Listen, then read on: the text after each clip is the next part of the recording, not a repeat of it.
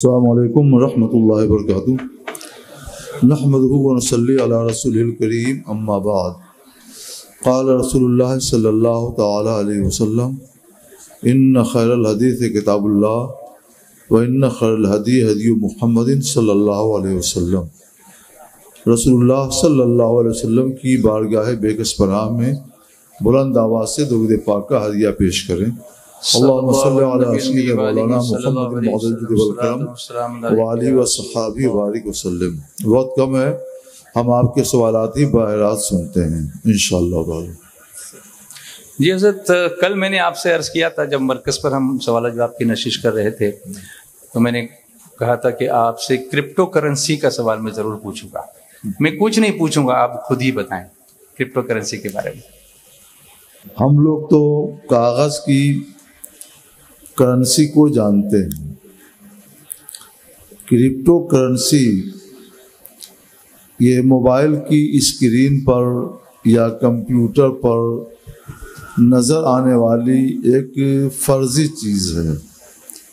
خارج میں، باہر کی دنیا میں حقیقت میں اس کا کوئی وجود نہیں.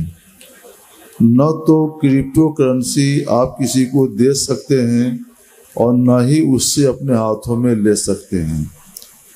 جیسے کہ روپے ہیں، کرنسیاں ہیں جن کا چلن ہے، ان کو ہاتھوں میں پکڑ سکتے ہیں، جیب میں رکھ سکتے ہیں، دوسرے کو دے سکتے ہیں، دوسرے سے لے سکتے ہیں. ایسا کچھ بھی اس کے اندر نہیں ہے. کاغذ کی کرنسی کیسے وجود میں آئی تھی؟ پہلے چاندی کا سکہ چلتا تھا، چاندی کے روپے چلتے تھے، مگر اس میں خطرات تھے اور دقتیں تھیں. تو حکومتوں نے آپس میں معاہدہ کر کے چاندی کے سکے شاہی خزانے میں، حکومت کے خزانے میں محفوظ کر لیے اور اس کے بدلے میں اسی ریٹ اور اسی دام کا کرنسی، کاغذ کی کرنسی جاری کر دیا. اب اگر یہ کاغذ کی کرنسی کبھی بند ہو تو چونکہ اس کا نعم البدل چاندی حکومت کے ہاں موجود ہے، ریزرو بینک کے پاس محفوظ ہے، اس لیے ریزرو بینک حکومت ہم کو اس کا بدل دیتی ہے اور بدلنے کے لیے 2 مہینہ 4 مہینہ 6 مہینے کا وہ ٹائم بھی دیتی ہے. تو اس میں کوئی نقصان اور کوئی خسارہ نہیں ہوتا. مگر کرپٹو کرنسی کے لیے اگر آپ کرپٹو کرنسی کا آپ جائزہ لیں تو اس کے بدلے میں حکومت کے خزانے میں، بلکہ کسی بھی انسان کے خزانے میں، اس کے بدلے میں نہ چاندی ہے، نہ سونا ہے، نہ موتی ہے اور نہ ہی کوئی حقیقی کرنسی ہے، کچھ بھی نہیں ہے. وہ ہے کہاں؟ دماغوں کے اندر ہے، کمپیوٹر کی اسکرین پر ہے، موبائل کی اسکرین پر ہے. اس کو دیکھ کر آپ اپنے دل کی تسلی کر سکتے ہیں، باقی حقیقت میں اسے اپنے ہاتھ میں نہیں لے سکتے. تو یہ ایک بہت بڑی بات ہوئی. دوسری بات یہ ہے کہ کاغذ کی کرنسی جب جاری ہوئی تھی تو حکومتوں نے ذمہ لیا تھا، ضمانت لی تھی. ہمارے ہاں جو کرنسی کاغذ چلتی ہے تو اس پر بھی لکھا رہتا ہے کہ میں دھارک کو مثلاً 1000 روپے ادا کرنے کا وعدہ دیتا ہوں. حکومت نے ضمانت لی ہے اس کی.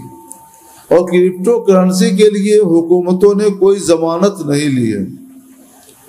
تو اس کرنسی کے لیے نہ تو حکومت کے خزانے میں کوئی نعم البدل چاندی یا سونے کی شکل میں موجود ہے اور نہ ہی حکومتوں نے اس کے لیے اس طرح کی کوئی ضمانت دی ہے کہ میں اس کرنسی کے دھارک کو 1000 روپیہ یا 500 یا 2000 روپے ادا کرنے کا وعدہ دیتا ہوں. ایسا کوئی وعدہ بھی نہیں ہے. تو جب نہ اس کا بدل موجود، نہ ہی اس کے بارے میں حکومت کا کوئی وعدہ، کوئی معاہدہ اور کوئی ضمانت موجود، تو ایسی اور حقیقت میں یہ ہمارے ہاتھ میں کوئی آنے والی چیز بھی نہیں. سونا ہو ہمارے ہاتھ میں تو ہم اجازت دے دیں گے, چاندی ہو ہمارے ہاتھ میں ہو تو ہم اجازت دے دیں گے, ہیرا ہو موتی ہو تو ہمارے ہاتھ میں آئے تو ہم اجازت دے دیں گے. ہاتھ میں کوئی چیز آتی بھی نہیں ہے. اس لیے ظاہر یہ ہوا, ثابت یہ ہوا کہ کرپٹو کرنسی, ڈیجیٹل کرنسی یہ حقیقت میں شرعی نقطۂ نگاہ سے مال نہیں ہے. اور جب یہ مال نہیں ہے تو اسے خریدنا, اسے بیچنا, اسے لینا, اسے دینا یہ جائز و درست نہیں ہے. اس میں ایک بہت بڑا خطرہ بھی ہو جاتا ہے کہ اگر کبھی سرور نے وعدہ خلافی کر دی اور افلاس کا اعلان کر دیا کہ میں خراب ہو گیا ہوں, تو اس کے ساتھ ہی آپ کے موبائل سے, کمپیوٹر کی اسکرین سے وہ غائب بھی ہو جائے گا. کروڑوں ڈیجیٹل کرنسی کا مالک ایک آن میں, 1-2 سیکنڈ میں بھکاری بن جائے گا. تو میں بھکاری بننے کے لیے کسی بھی شخص کو اجازت نہیں دیتا. اس میں غرر اور دھوکہ ہے. غرر سے اسلام نے منع کیا ہے. رسول اللہ صلی اللہ علیہ وسلم فرماتے ہیں لا ضرر ولا ضرار. اسلام میں یہ فرمان ہے کہ نہ ضرر دو نہ ضرر لو. تو اس میں ضرر دینا بھی ہے اور ضرر لینا بھی ہے. اس لیے کرپٹو کرنسی نام کی کرنسی ہے, حقیقت میں نہ یہ کرنسی ہے, نہ ہی شاہی خزانے میں, حکومت کے خزانے میں اس کا بدل موجود ہے, نہ ہی ہماری حکومت نے اس کے لیے وچن دیا ہے, ضمانت لیے عہد کیا ہے. اس وجہ سے نہ یہ مال ہے, نہ اسے لینا دینا جائز, نہ اس سے خرید و فروخت درست. اگر کبھی ہماری حکومت وہی وچن کرپٹو کرنسی کے بارے میں دے دے جو وچن اس نے کاغذ کے نوٹ کے بارے میں دیا ہے, تو ایسی صورت میں ہم بھی وہی کہیں گے جو کاغذ کے نوٹ کے بارے میں کہتے ہیں. جی حضور, ابھی ایسی خبریں آ رہی ہیں کہ گورنمنٹ آف انڈیا اپنی طرف سے ایسی کرنسی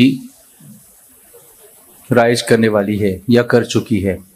تو اگر جیسا کہ آپ نے فرمایا کہ اگر گورنمنٹ اس کی ضمانت لیتی ہے تب تو پھر ہمارے لیے وہ جائز ہوگا. پھر کوئی مسئلہ نہیں ہے. اگر گورنمنٹ آف انڈیا رائج نہ کرے, ضمانت بھی لے لے کہ میں دھارک کو 500, 1000, 2000 ادا کرنے کا وچن دیتا ہوں, تو میں بھی آپ کو وچن دے دوں گا. جیسا کہ ریزرو بینک, جب تک وہ وچن نہیں ملے گا ادھر سے وچن نہیں ملے گا. اچھا, ہمارا وچن اسی وچن پر موقوف ہے. اچھا, جیسے ریزرو بینک آف انڈیا کے جو نوٹس ہوتے ہیں اس پہ لکھا ہوا ہوتا ہے. جی, ریزرو بینک آف انڈیا جو نوٹس ایشو کرتی ہے جی اس پر یہ وچن لکھا ہوا اس پر یہ وچن لکھا رہتا ہے. جی جی. اور اس کی وجہ بھی ہے نا کہ یہ کاغذ اور نوٹ سڑ گل کر خراب بھی ہو جائے, آپ لینا چاہیں تو مل جائے گا آپ کو, کیونکہ اس کا نعم البدل چاندی اس کے پاس موجود ہے. جی جی. یہاں تو کچھ بھی نہیں ہے, ایک فرضی ہے, فرضی چیز, اس کے علاوہ اس کی کوئی حقیقت نہیں ہے, کوئی اس کا خارجی وجود نہیں ہے. مگر کچھ اور کنٹریز میں اس کا چلن ہے, جیسے کچھ گلف کنٹریز ہیں جہاں پر اگر آپ مالز میں جاتے ہیں تو کرپٹو کرنسی کو ایکسیپٹ کیا جاتا ہے. دوسرے کنٹریوں میں اگر ایسا کوئی چلن ہے تو اس کی ذمہ داری وہاں کے علماء کے سر ہے, وہ تحقیق کریں اور اس کے بارے میں بیان کریں. ہم جس ملک میں رہتے ہیں اسی کا حکم بیان کریں گے. جی جی جی. میں امید کرتا ہوں کہ ہمارے تمام ناظرین اور سامعین اس مسئلے کو بخوبی سمجھ گئے ہوں گے. تو جب تک جہاں کہیں بھی ہم رہتے ہیں گورنمنٹ کی جب تک اس کی ضمانت نہ ہو اس وقت تک ایسی کسی کرنسی کے چکر میں پڑنا خطرے سے خالی نہیں ہے, اور ہمیں اس سے بچنا چاہیے. عام آدمیوں اور عام کمپنیوں کا کیا ہے, 2 مہینہ 4 مہینہ میں رقمیں بٹورتے ہیں, جمع کرتے ہیں. جب کروڑوں کی مالیت ہوتی ہے اور لوگ صبح کو اٹھتے ہیں تو معلوم ہوتا ہے کہ آفس خالی ہے, چند کرسیاں ہیں جی, اور وہ روپے کیا ہوئے, وہ آدمی بٹورنے والے کیا ہوئے, لاپتہ ہو جاتے ہیں. جی جی, ایسا ہوا. تو ایسے لوگوں کے چکر میں, ایسی کمپنیوں کے چکر میں نہیں پڑنا چاہیے. حکومت پر بھروسہ کیجیے, حکومت جو کہے اس کو مانیے. بالکل, بینک کرپٹ ہو جاتے ہیں لوگ, بالکل ایک آن کی آن میں. جی حضور، اسی کے ساتھ کچھ سوالات فلیٹ کی خرید و فروخت کے تعلق سے ہیں. جی جی. جب فلیٹوں کی بے ہوتی ہے تو اس میں مختلف طریقے سے ٹرانزیکشنز ہوتے ہیں. میری گزارش ہے کہ اس میں جو کچھ ٹرانزیکشنز کا معاملہ ہوتا ہے، خرید و فروخت کا ہوتا ہے، اس میں کیا اس میں فلیٹ خریدنے والے کی ملکیت کب ہوگی، اس کو خریدنے والا جو آدمی ایجنٹ کا کام کرتا ہے اس کی آمدنی کا ذریعہ جو ہے اس پر شرعی حکم کیا ہوگا، کتنا پرسنٹیج وہ لے سکتا ہے، کہاں تک اس کے لیے جائز ہے، ان ساری چیزوں کی مجموعی طور پر ایک تفصیل اگر آپ بیان فرما دیں تو کرم ہوگا. ادھر بہت دن ہوئے میرے سامنے تفصیل نہیں آئی. کبھی کبھار موبائل کے ذریعے لوگ پوچھتے ہیں تو ان کو بتا دیا جاتا ہے. ہم جس علاقے میں رہتے ہیں ادھر ابھی اس طرح کے کاروبار وجود میں نہیں آئے یا فروغ نہیں پا رہے ہیں. جس بات کی طرف مجھے اشارہ دیا گیا ہے وہ یہ ہے کہ بڑے شہروں میں بلڈر زمین لے لیتے ہیں. کبھی تو ایسا ہوتا ہے کہ انہوں نے زمین خود حاصل کی ہوتی ہے اور نقشہ بنا دیتے ہیں اور یہ بھی بتا دیتے ہیں کہ یہاں پر مثلاً 20 منزل کا فلیٹ کھڑا کیا جائے گا، 20 منزل کی عمارت کھڑی کی جائے گی اور ہر محلے پہ مثلاً 2 فلیٹ، تو 20 دونی 40 فلیٹ اس محل میں ہو جاتے ہیں. اور سب کا ریٹ بھی نقشہ بنانے کے ساتھ ہی وہ بیان کر دیتے ہیں کہ پہلی منزل کے فلیٹ کا ریٹ یہ ہے، دوسری منزل کے فلیٹ کا ریٹ یہ ہے، تیسری منزل کے فلیٹ کا ریٹ یہ ہے. اور وہ ظاہر کر دیتے ہیں کہ جو خریدنا چاہے ابھی سے خرید سکتا ہے. لوگ مکان کے حاجت مند ہیں، ان کے پاس زمین نہیں ہے، عام طور پر مکان نہیں ہے، عام طور پر ادھر ادھر لے دے کر کیسے کیسے گزارا کرتے ہیں، تو وہ خرید لیتے ہیں. اور جب وہ مکان وہ محل بن جاتا ہے، وہ فلیٹ تیار ہو جاتے ہیں، تو وعدہ کے مطابق بلڈر اپنے خریدار کو فلیٹ اسی محل پر دے دیتے ہیں، اسی منزل پر جس منزل کا وعدہ ہوتا ہے. ایسا کبھی نہیں سنا گیا کہ جو فلیٹ انہوں نے بیچا ہو تو اس سے بدعہدی کی ہو یا نہ دیا ہو. اس کے لیے البتہ میعاد مقرر ہو جاتی ہے کہ 2 مہینے میں، 6 مہینے میں، سال بھر میں وہ فلیٹ دے دیں گے. کبھی مدت اس سے کم ہوتی ہے اور کبھی مدت اس سے زیادہ ہوتی ہے. تو یہ جائز ہے کہ نہیں ہے؟ ایک صورت اس کی یہ ہوتی ہے، اس کا حکم یہ ہے کہ خرید و فروخت کا ایک طریقہ یہ بھی ہے کہ کسی کو آرڈر دے کر اور فرمائش کر کے اس سے کوئی سامان بنوایا جائے اور پیسہ دام پہلے ہی دے دیا جائے. یہ طریقہ آج سے نہیں، رسول اکرم سید عالم جناب محمد رسول اللہ صلی اللہ علیہ وسلم کے زمانے سے یہ طریقہ چلا آ رہا ہے. فرق یہ ہے کہ پہلے یہ طریقہ چلتا تھا ٹوپی میں، خفین میں، موزوں میں، جوتے میں اور اس طرح کی چھوٹی موٹی چیزوں میں. کاریگر کے ہاں لوگ جاتے تھے، فرمائش کر دیتے تھے کہ میرے پاؤں کے سائز کا جوتا بنا دو، خفین بنا دو، سر کے سائز کی ٹوپی بنا دو. دام ادا کر دیتے تھے، وہ 2 دن میں، 4 دن میں، 10 دن میں دے دیتا تھا معاہدے کے مطابق. تو یہ خرید و فروخت ہو جاتی تھی. عام طور پہ خرید و فروخت کیا ہے کہ ایک ہاتھ سے سامان روپے دیے اور دوسرے ہاتھ سے سامان لیا، اس ہاتھ دیا اس ہاتھ لیا، یہ سودا دست بدستی ہے. عام طور پہ یہ ہوتا ہے. مگر دوسرا طریقہ خرید و فروخت کا فرمائشی بیع کا ہے کہ آرڈر دے کر سامان بنوایا جائے اور دام ابھی دے دیا جائے. اس کو فرمائشی بیع کہتے ہیں. شریعت کی اصطلاح میں اس کے لیے ایک لفظ آتا ہے بیع استثناء ذرا گاڑھا ہو گیا. بیع استثناء کو ہم نے آسان کر کے بتا دیا، فرمائشی بیع، آرڈر دے کر خرید و فروخت. رسول اللہ صلی اللہ علیہ وسلم جب مکہ معظمہ سے ہجرت کر کے مدینہ منورہ آئے تو سرکار کو معلوم ہوا کہ یہ خرید و فروخت اہل مدینہ میں عام ہے اور اس کا تعامل ہے. جب سرکار کی بارگاہ میں اس کا مسئلہ آیا تو آپ نے عام اجازت دے دی کہ آپ لوگ یہ کام کر سکتے ہیں. رسول اللہ صلی اللہ علیہ وسلم نے یہ اجازت دے دی اور عام اجازت، تو ہم لوگ تو وہیں سے حکم شرعی کشید کرتے ہیں، تو ہم بھی آپ کو اس فرمائشی بیع کی عام اجازت دیتے ہیں.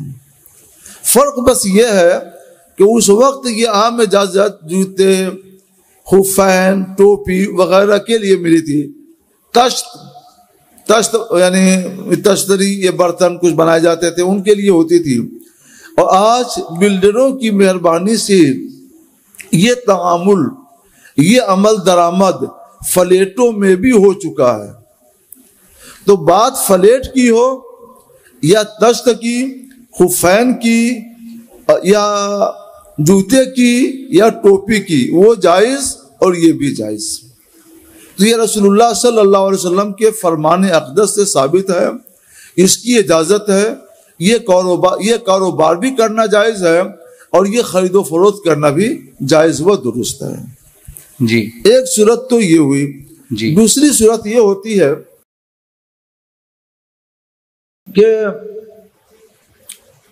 زمین کسی کی اور بلڈنگ کسی کی.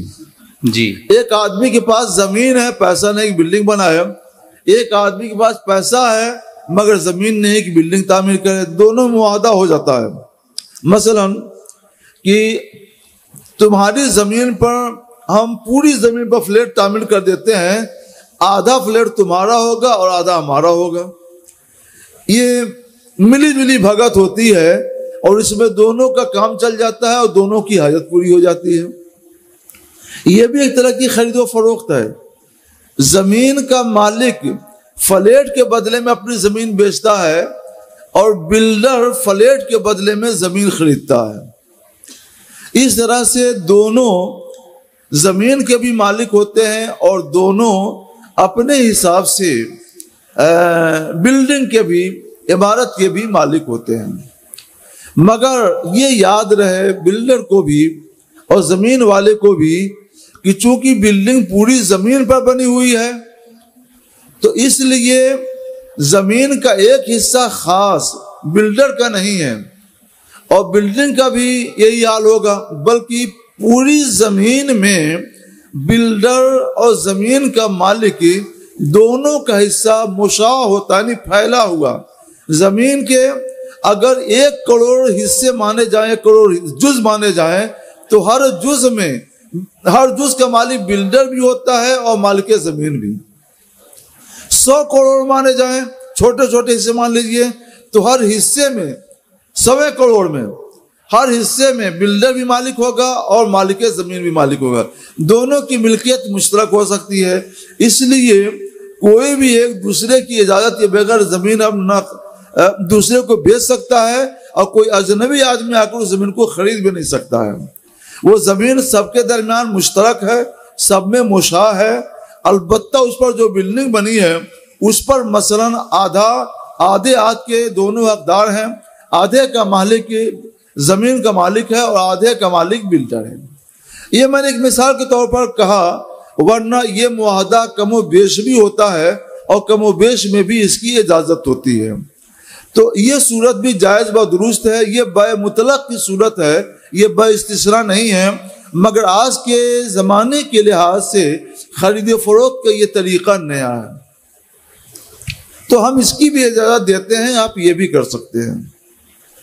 جی ہم کہہ سکتے ہیں ساغر نہ نیا اور نہ مخانہ نیا ہے، ساقی تیرا انداز کریمانہ نیا ہے. سبحان اللہ. اچھا ایک سوال اس میں یہ کہ اس میں جو مدت ہے اس کی مدت کی کیا شرعی اس پر پابندی، حدود کیا ہے اس کے؟ ہاں ایک بات ہے اور اس پر میں نے سیمینار کر کے اس کو تمام علماء کی اتفاق رائے سے حل کرا لیا ہے. جی.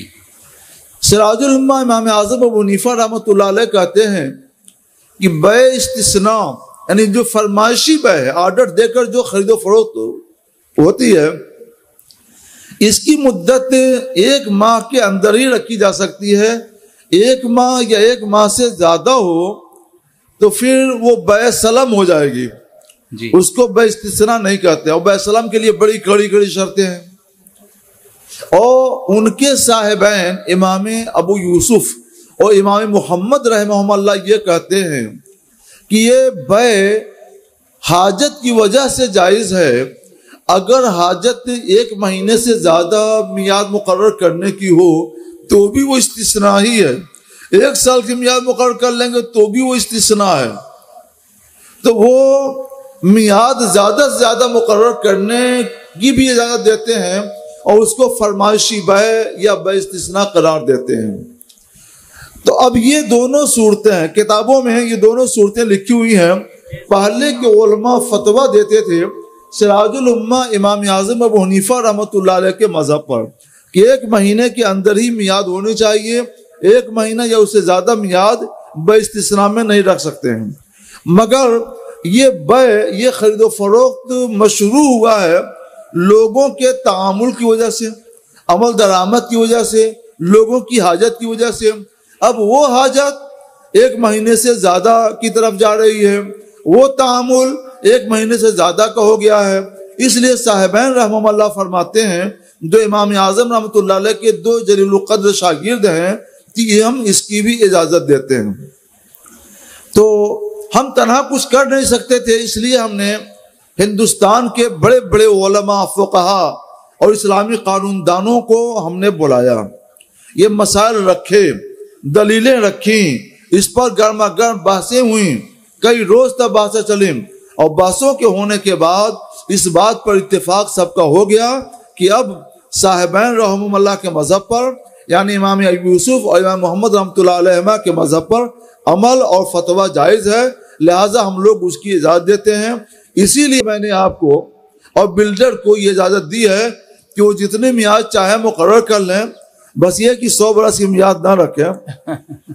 بس یہ کہ 1 سال 2 سال کی میعاد مقرر کر کے جلد سے جلد 3 سال کی ہوتی ہے. ہاں چلے گا. جی ہاں 3 سال تک چلے گا، کوئی بات نہیں. جی جی 30 سال نہ رکھیں، 3 سال رکھیں. 30 نہ رکھیں. اچھا، 0 مت بڑھائیں گے اس میں. جی حضرت جی. اچھا، کیا فلیٹ بک کرنے والا زمین کا بھی مالک ہوگا؟ فلیٹ بک کرنے والا جی، یعنی جس نے فلیٹ اپنے لیے خریدا. جی ہاں، اس میں مثلا 50 لوگ ہیں، 50 لوگوں نے فلیٹ اپنے اپنے نام سے بک کرا لیا ہے. جی، تو وہ سب کے سب زمین کے بھی مالک ہوں گے. اچھا، لیکن بطور مشاع یعنی مشترکہ طور پر. اچھا اچھا کامن. یہ نہیں کہا جائے گا کہ جس حصے میں اس کا فلیٹ ہے اس حصے میں نیچے کی جو زمین ہے جی وہ اس کی ملکیت. نہیں. اگر 1 ایکڑ زمین میں وہ بلڈنگ بنی ہوئی ہے جی تو پورے 1 ایکڑ میں اس کا حصہ پھیلا ہوا ہے. اچھا، یعنی اس نے 10 لاکھ میں وہ زمین خریدی اور 10 لاکھ کی زمین کتنی ہوتی ہے؟ مثلا آدھا بسوا ہوتی ہے. جی، یا مان لیجئے کہ 10 بائی 10 فٹ ہوتی ہے تو 10 بائی 10 فٹ زمین کا وہ مالک ہے. جی، مگر وہ 10 بائی 10 فٹ زمین اتر والی ہے کہ دکن والی، پورب والی ہے کہ پچھم والی، یا بیچ والی یا کنارے والی، یہ کچھ معلوم نہیں ہے. جی، مشترک ہے، مشاع ہے، وہ حصہ پھیلا ہوا ہے اور اس حصے میں سب شریک بھی ہیں. اچھا، لیکن جو فلیٹ کا ڈیزائن بنے گا تو اس میں تو اس کو ایک جگہ الاٹ کر دی جائے گی نا؟ ہاں، جگہ تو الاٹ ہو جائے گی جی، مگر زمین کا مالک وہ تنہا نہیں ہوگا.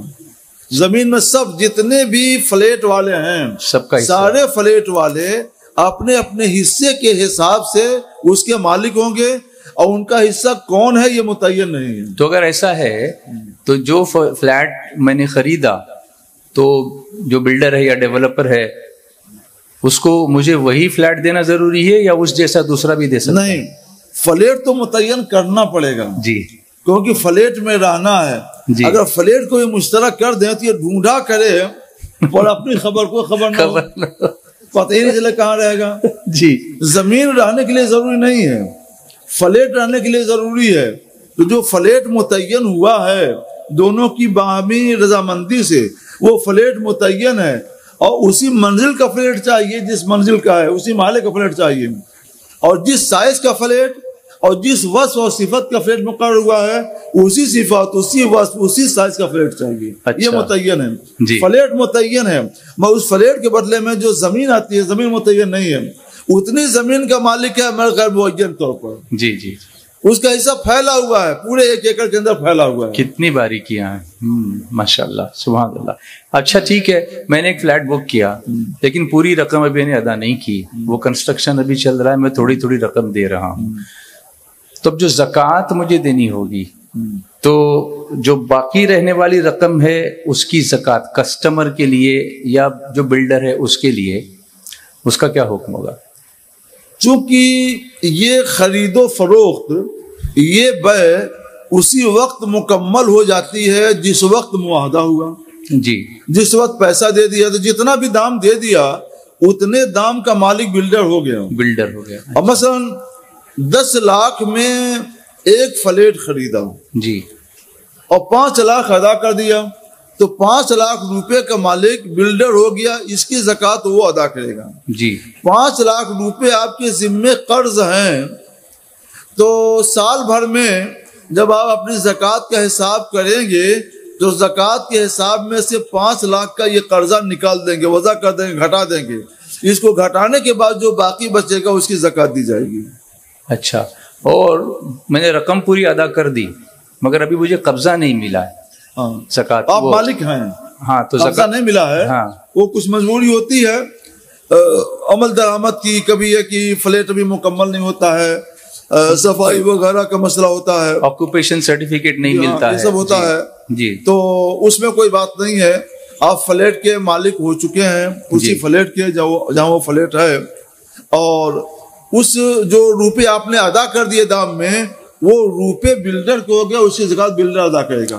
آپ نے, ہاں, آپ نے پوری رقم ادا کر دی جی, تو آپ اس سے بری ذمہ ہو گئے. اب اس کی ذمہ داری ہے کہ وہ فلیٹ جلد سے جلد آپ کو تیار کر کے تسلیم کر دے, سپرد کر دیں. ماشاء اللہ, جزاک اللہ خیر. میں امید کرتا ہوں کہ ہمارے ناظرین اور سامعین نے اس کو بہت اچھی طرح سمجھ لیا ہوگا, اور آج کے اس سیشن میں ایک تفصیلی بیان جو ہے وہ فلیٹ کی بے استثناء اور دوسری جو بے آپ نے بنائی, استثناء, جی, استثناء, تو فرمائشی آرڈر کے ذریعے خرید و فروخت, آرڈر کے ذریعے سے, جی, اس کی تفصیل ہم نے سنی. ایک چھوٹا سا سوال اور شاید اس کا جواب بڑا ہو سکتا ہے.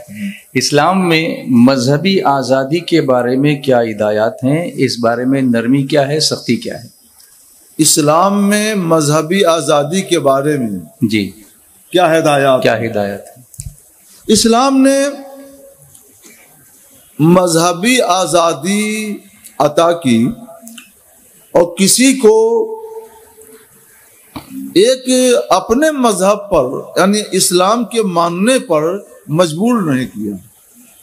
اس بارے میں خود قرآن مقدس میں واضح ہدایات موجود ہیں, اور جب مسلم ریاستیں قائم ہوتی تھیں تو ان مسلم ریاستوں میں یہ فرمان جاری رہتا تھا اور اس پر عمل بھی ہوتا تھا, عمل بھی ہے.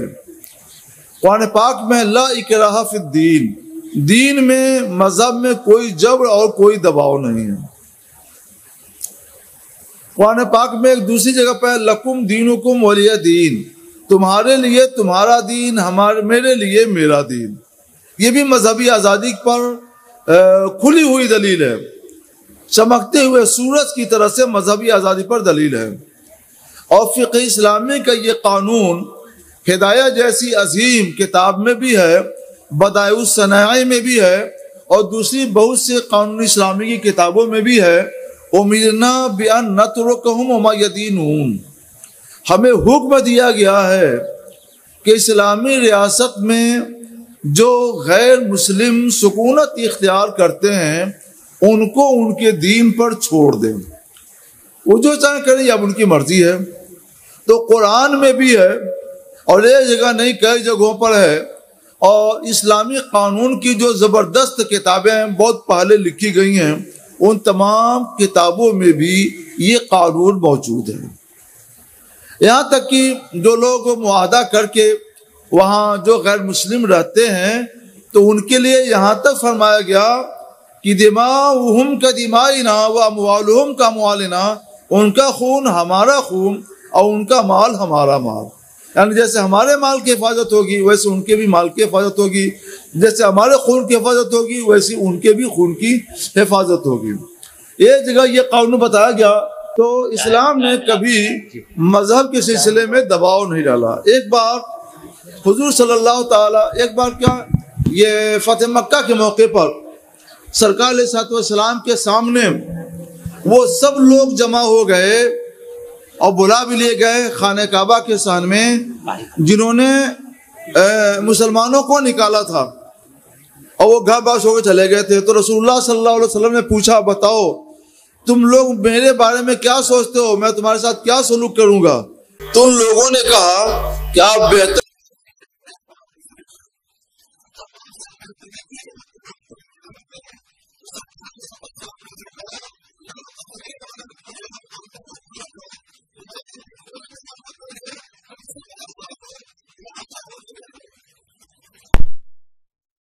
تو کوئی بھی کسی بھی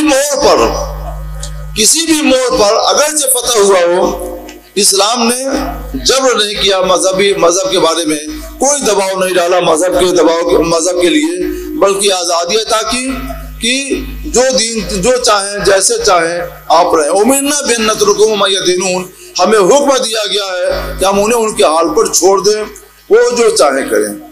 جی حضرت ایک سوال اور ہے کہ مخلوط معاشرے میں زندگی گزارنے کا اسلامی طریقہ کیا ہوگا؟ مخلوط معاشرے کا مطلب یہ ہوتا ہے کہ ایسا سماج جس میں بہت مذاہب کے لوگ رہتے ہوں. جیسے ہمارا بھارت ایک ایسا سماج دیتا ہے جس میں صرف کوئی ایک مذہب کا نہیں ہے. یہ ایک گلشن ہے، ایک گلستہ ہے جس میں قسم کے پھول رہتے ہیں.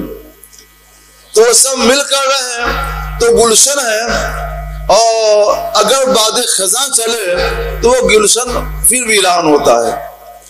تو یہ گلشن ہے جس میں قسم کے رنگ برنگ کے پھول پائے جاتے ہیں، اور سب ہرے بھرے رہیں تو وہ گلشن چمکتا رہے گا اور اس کے ذریعے باد نسیم بھی چلتی رہے گی. اسی کے لیے میں نے ابھی ایک بات ذکر کی کہ جو مذہبی آزادی عطا کی شریعت نے، اسلام نے، تو اس کے ساتھ ساتھ اسلام نے کئی چیزوں کی حفاظت بھی کی ہے. اس کو گنیے. سب سے پہلی چیز کیا ہے؟ دین اور مذہب کا تحفظ. دوسری چیز کیا ہے؟ جان کا تحفظ، جان کی حفاظت. تیسری چیز کیا ہے؟ مال کی حفاظت. چوتھی چیز کیا ہے؟ عقل کی حفاظت. پانچویں چیز کیا ہے؟ نسب کی حفاظت. نسب کی حفاظت اس کا مطلب کیا ہے کہ نکاح کرنا ضروری ہے. زنا حرام ہے، کوئی زنا نہیں کر سکتا. زنا کریں گے اور نکاح نہیں کریں گے تو کسی کا نسب محفوظ نہیں رہ سکتا. نسب کی حفاظت ضروری ہے. اس کے بعد دوسرے نمبر پر کیا بتایا گیا ہے کہ عقل کی حفاظت ضروری ہے. لہذا کوئی شراب نوشی نہیں کر سکتا. اسلام نے تقریباً 1500 برس پہلے شراب کو زہر قرار دیا تھا اور شراب سے سختی کے ساتھ ممانعت فرمائی تھی، اور کئی مرحلوں میں اسلام نے شراب نوشی کی مذمت کو سمجھایا اور آخر میں آ کے فائنل فیصلہ کر دیا انما الخمر رجسن، اس شراب ناپاک ہے، فاجتنبوہ، لہذا تم لوگ اس سے بچو تاکہ تم لوگ کامیاب ہو جاؤ. تو یہ عقل کی حفاظت کے لیے شراب کو حرام قرار دے دیا گیا اور شراب نوشی سے بچنے کی سخت ہدایت اور سخت تاکید کی گئی. اس کے اوپر کیا چیز ہے؟ اس کے اوپر ہے دین، جان، مال. اس کے اوپر ہے مال کی حفاظت. جب مال کی حفاظت ضروری قرار دی گئی ہے تو چوری حرام، ڈکیتی ڈاکہ زنی یہ حرام، رشوت خوری حرام، سود خوری حرام، کسی بھی غلط طریقے سے کسی کا مال دبا لینا، چاہے جھوٹی گواہی دے کر کے ہو، چاہے رشوت لے کر کے ہو، ان تمام ذریعوں سے کسی کا بھی مال ہڑپ کر لینا، دبا لینا، یہ حرام ہے، یہ مال کی حفاظت کے لیے۔ یہاں تک کہ سرکار صلی اللہ علیہ وسلم نے فرمایا کہ چور جس وقت چوری کرتا ہے مومن نہیں رہ جاتا۔ یہاں تک کہ اور اس کے علاوہ دوسری بہت سی ہدایات مال کی حفاظت کے لیے حضور صلی اللہ تعالی وسلم کی حدیثوں کے اندر موجود ہیں۔ اب اس کے بعد کیا ہے؟ جان کی حفاظت۔ جان اگر ہے تو جہان ہے، اور جان ہی نہیں ہے تو کچھ بھی نہیں ہے۔ جان کی حفاظت بھی ضروری ہے۔ جان کی حفاظت کے لیے اسلام نے بہت سی چیزوں پر پابندی لگا دی ہے۔ وہ کیا کیا چیزیں پابندی مار سکتی ہیں اسے آپ بھی سمجھ سکتے ہیں، ہم بھی سمجھ سکتے ہیں، ہر عقل والا بھی سمجھ سکتا ہے۔ اور سب سے اوپر نمبر پر دین کی حفاظت، مذہب کی حفاظت ہے، جس پر میں نے ایک مختصر تقریر اور ایک مختصر گفتگو کر دی۔ تو اسلام ان 5 چیزوں کی حفاظت معاشرتی سطح پر، اسلام کے احکام تو بہت ہیں لیکن سماجی حیثیت سے اور معاشرتی حیثیت سے ان 5 چیزوں کی حفاظت کا اسلام نے لازمی حکم دیا ہے، اور یہ ہدایت کی ہے کہ مسلمان جس ملک میں بھی رہے، جہاں بھی رہے، یہ وہاں کے دستور کا پابند عہد ہے۔ اس نے عہد کر رکھا ہے کہ وہاں کے دستور میں ان 5 چیزوں کی حفاظت کا ذکر ہے، لہذا وہاں کے ہر باشندے کی ان 5 چیزوں کی حفاظت کرے گا۔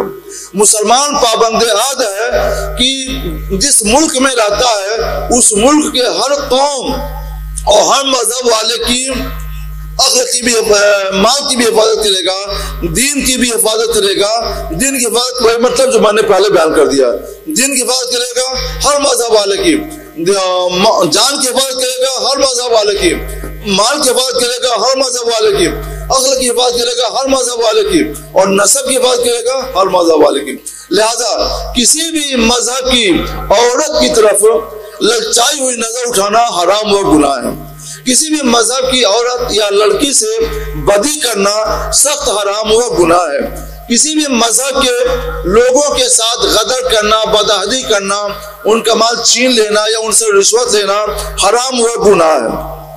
یہ سارے قانون سب پر نافذ ہوتے ہیں، اور ان ساری باتوں کے بارے میں اسلام نے قرآن پاک میں کئی جگہوں پر اس طرح کی ہدایت کی ہے کہ مسلمانوں تم نے جو معاہدہ کیا ہے، تم نے جو وعدہ کیا اس وعدے کو پورا کرو۔ مثلا قرآن پاک میں سورہ مائدہ میں اللہ تعالیٰ فرماتا ہے یا ایھا الذین آمنوا اوفوا بالعقود، اے ایمان والو اپنے عہد پورا کرو۔ اور بخاری شریف کی حدیث ہے، مسلم شریف کی حدیث ہے، اس میں حضور سید عالم صلی اللہ تعالی علیہ وسلم نے واضح لفظوں میں چمکتے ہوئے سورج کی طرح سے بیان کر دیا ہے کہ منافق کی ایک حدیث میں فرمایا کہ منافق کی 3 پہچان ہے، ایک حدیث میں فرمایا کہ منافق کی 4 پہچان ہے۔ ان 4 پہچانوں میں بھی اور 3 پہچانوں میں بھی سرکار علیہ السلام نے ایک بات یہ بتائی ہے، اذا عاہد غدر، جب کوئی معاہدہ کرے تو بدعہدی کر دے۔ کوئی معاہدہ کرے کہ ہم یہ کام کریں گے اور اس کی بدعہدی کر دے تو وہ منافق ہے۔ منافق کا مطلب وہ مسلمان نہیں رہ جاتا ہے۔ جی تو 4 نشانیاں جو بتائی ہیں اس میں بھی اذا عاہد غدر ہے، اور 3 نشانیاں جہاں بتائی ہیں اس میں بھی اذا عاہد غدر ہے۔ لہذا اور مسلمان کبھی اس کو گوارا نہیں کر سکتا کہ مسلمان ہو کر وہ منافق بنے۔ اس لیے مذہب اسلام کھلے طور پر اس کی اجازت دیتا ہے کہ تم جہاں کہیں بھی رہتے ہو وہاں کے دستور کے پابند عہد ہو، اور جس چیز کی تم نے پابندی کی ہے، وعدہ کیا ہے، معاہدہ کیا ہے، اس کو پورا کرو۔ عہد کو پورا کرنے کا التزام اور اس کی ہدایت ایک حدیث پاک سے ملتی ہے کہ غزوہ بدر کے موقع سے کچھ صحابہ کو جو کہیں رہتے تھے باہر پتہ چلا، وہ لوگ آئے مدینہ شریف کہ چلے ہم لوگ بھی شرکت کر لیں گے غزوے میں، یعنی جنگ میں۔ غزوہ کا مطلب جنگ میں ہم لوگ بھی شرکت کر لیں گے۔ راستے میں کچھ مشرک ملے، وہ کہا تم لوگ جنگ میں جا رہے ہو؟ کہا نہیں، ہم لوگ رسول اللہ کے پاس جا رہے ہیں۔ تو انہوں نے کہا کہ تم لوگ وعدہ کرو کہ تم لوگ جنگ میں حصہ نہیں لوگے ورنہ ہم تمہارا کام تمام کریں گے. ان لوگوں نے وعدہ کر لیا کہ ہم جنگ میں حصہ نہیں لیں گے. یہ رسول اللہ صلی اللہ علیہ وسلم کے پاس کی خدمت میں حاضر ہوئے, عرض کی یا رسول اللہ ہم آپ کے پاس آئے ہیں اور ہم سے راستے میں یہ وعدہ کیا گیا ہے, یہ وعدہ لیا گیا ہے. تو رسول اللہ صلی اللہ علیہ وسلم نے فرمایا ہمارا خدا حافظ, ہم اللہ پر بھروسہ رکھتے ہیں, تم نے وعدہ کیا ہے تو وعدہ پورا کرو, واپس چلے جاؤ. سبحان اللہ. تو یہ وعدہ کی اہمیت, عہد کی اہمیت, معاہدے کی اہمیت قرآن کے اندر. تو مخلوط معاشرے میں, ایسے ملک میں جہاں بہت مذہب کے لوگ ایک گلشن کی طرح, ایک گلستان کی طرح سے رہتے ہوں, تو ان کے آپس میں سماجی طور پر زندگی گزارنے کا طریقہ یہی ہے کہ سب ایک دوسرے کی جان کی حفاظت کریں, مذہب کی حفاظت کریں, مال کی حفاظت کریں, عقل کی حفاظت کریں, نسب کی حفاظت کریں. یہ 5 چیزیں ضروری ہیں, اور جہاں ان 5 چیزوں کا تحفظ ہر مذہب والے دوسرے کے لیے کریں گے تو وہ ملک, وہ معاشرہ, وہ سماج جنت کا نمونہ بنے گا. جزاک اللہ خیر حضرت. مغرب کا وقت ہو چکا ہے, اذان مغرب ہوگی. بہت سارے اور بھی سوالات تھے, ممکن نہیں ہے کہ شارٹ ٹائم میں سب کے جوابات دیے جائیں, تو اگر آپ کی اجازت ہو تو میں ایک بات عرض کروں. ان ہدایات کو آپ لوگ یاد رکھیں اور ان پر عمل کریں. جی, وآخر دعوانا الحمدللہ رب العالمین. انشاءاللہ